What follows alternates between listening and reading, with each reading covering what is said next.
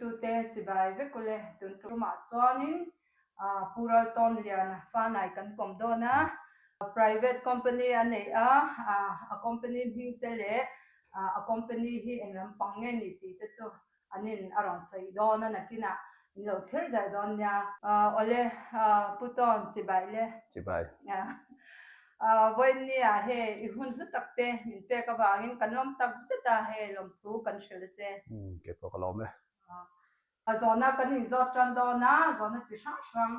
a company adin dan te le han tho dan te kan in zot do na chu in lo thir ja do nya puton ipian lem hon na min han shon ha se ole ga pian na hi Burma tahan ka pianga ti chuanin kum som paruk vel thleng te chu kom ve a chumi Mizoram lama ka chuk thla a ti hianin Mizoram lampang hi ka khosak tamna chu ani mai USA ti lawa chuan alam om ve me ani le ichung ko chan chin tlem min han shel bok te kan chung kwa hi kanu le ka pa hi ya anin nei ti chuanin kei kunga kan in kanu ka pa hian in boral san na ti chuanin kei hi ka pa fa chuanin upa ber kan ya ti chuan farnu pani mai chia pani naw pani kan ya hianin min chom enkol salian chhowe zel kan ni patel lowin ani chu pa ngangi ni to pui pnau te nen na min kan sha ni hei na pui fanau te nen kan oma tuna hianin fa pathum mi pa pathum kan ya uber hi kum riat mang meka alai hi kum ru te ber hi kum thum kan boi be nak khop mai khai chu mi pa hi ring ne ya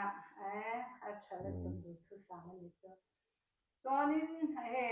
jirna lampang hian in chen nge ije zirna hi ya ming chuan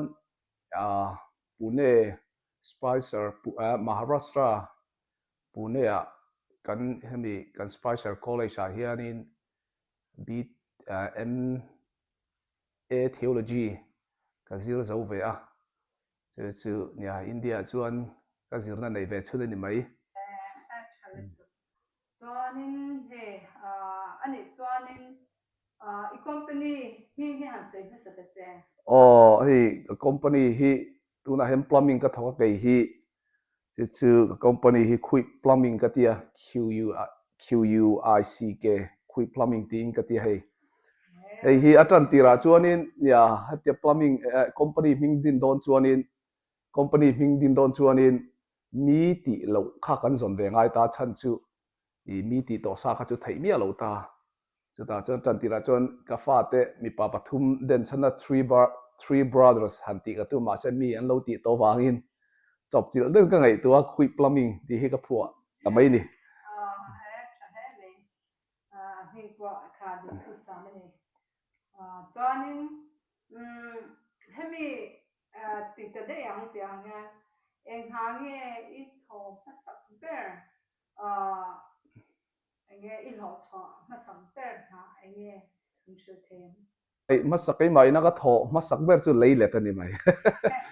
leile ta chan chu Burma kan oma poliat te chu kan zir fe koltong kan thiam lo wa in zirna lama kan chun zom thei lo wa chumi wang chuanin koltong thiam nge turin ka chung te min du sak do ning ka khia kol khwa leile tin minom tira kum som paru kan ni atangin chu tiang chuanin kan na thoma sak ber chu leile bu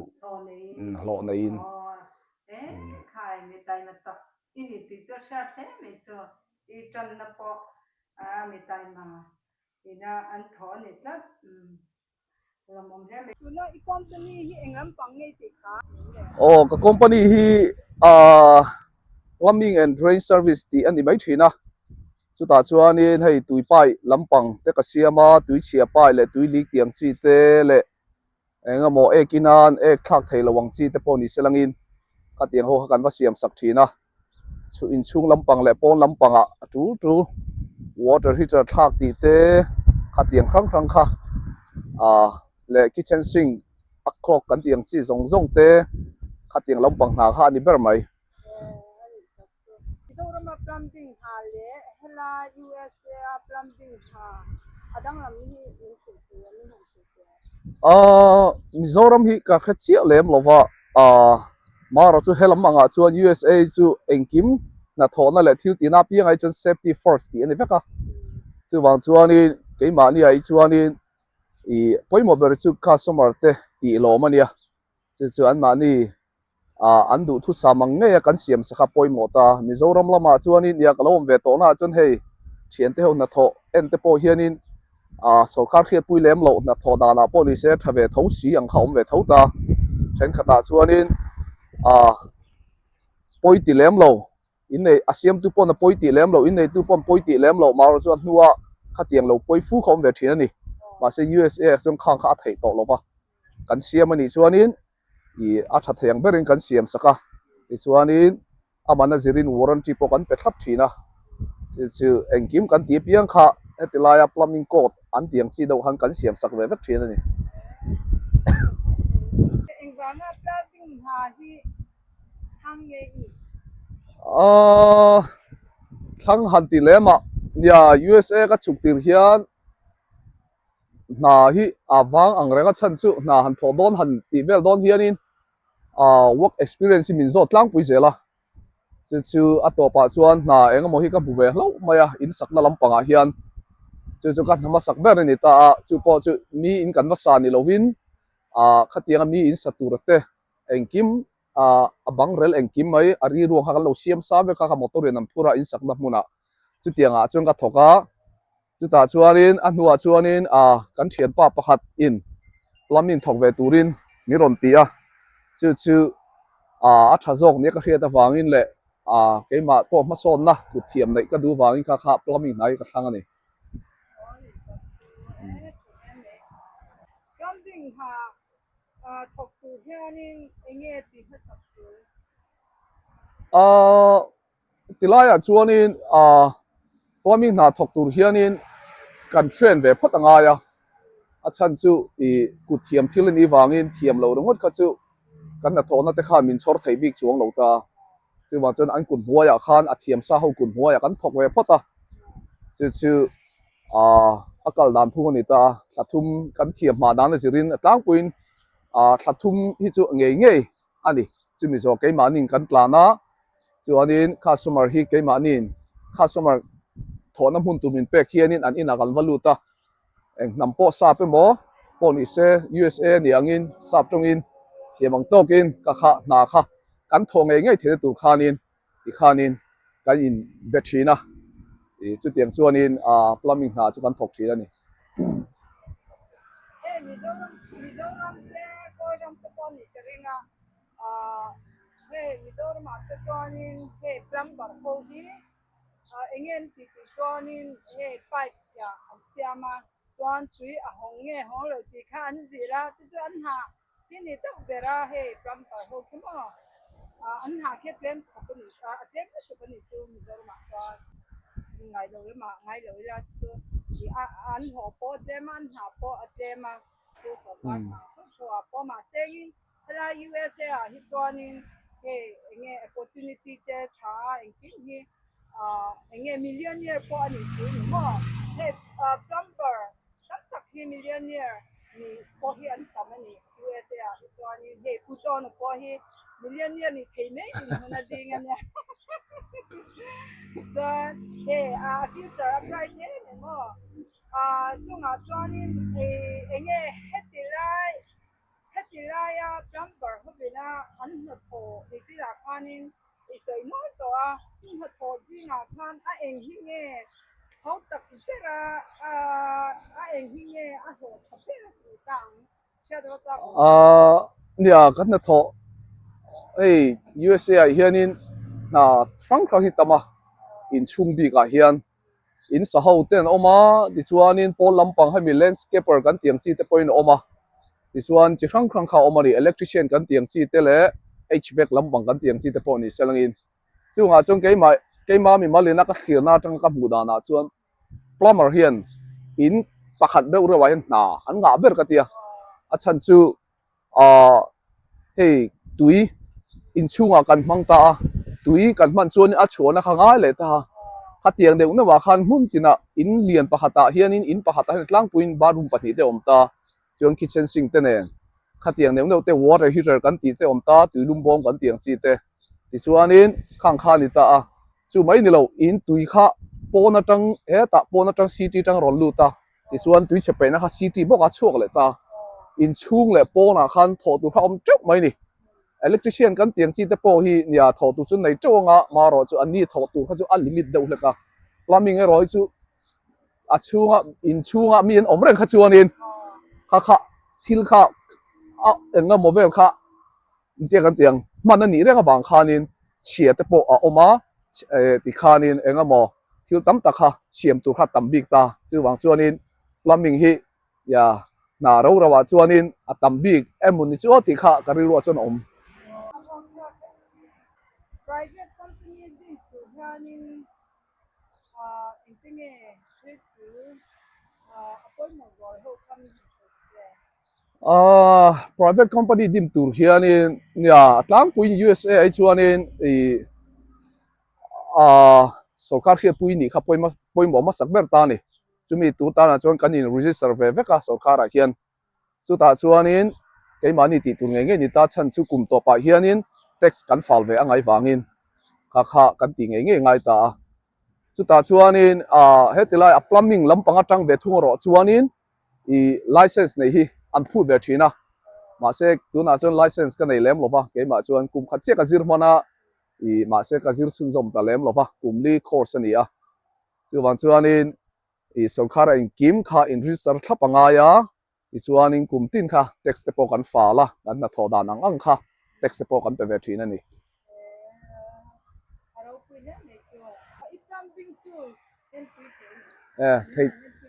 thei te reng wai kalang hia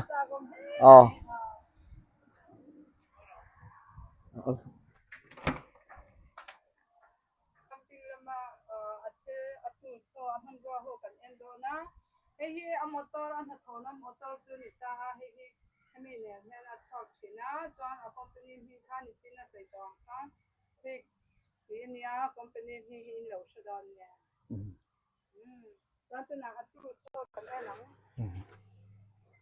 a nok khop maya khanin hei plumbing chu a nok lo thei lo ni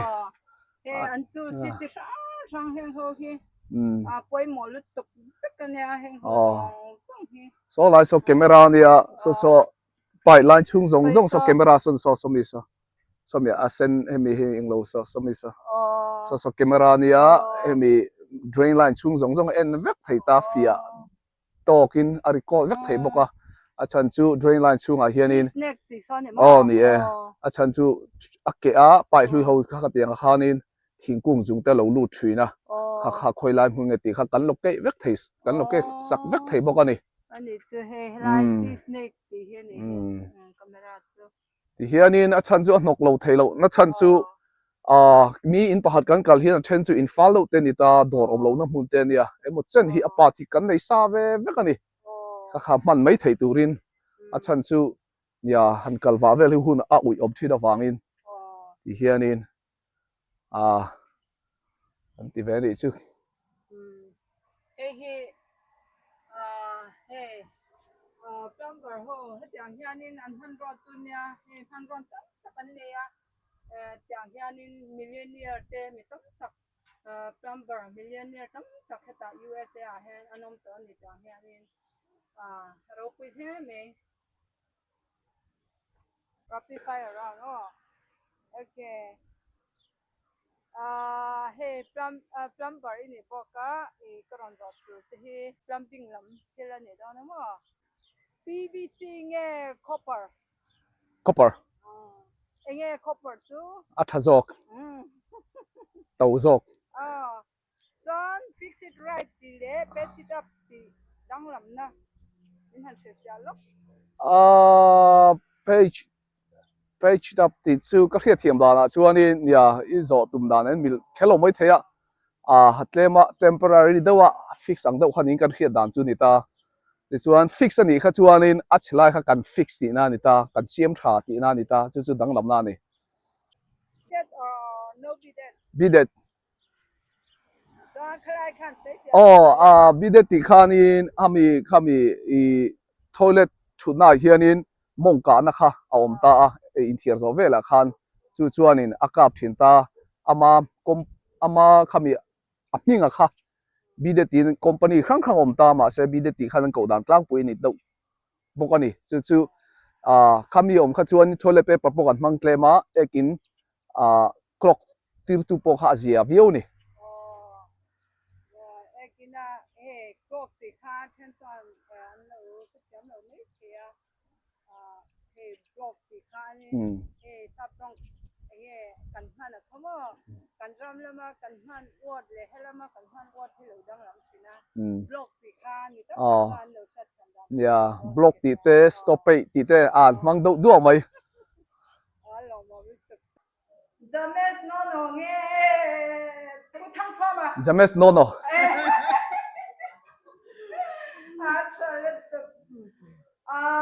anu kan zot de min fa dus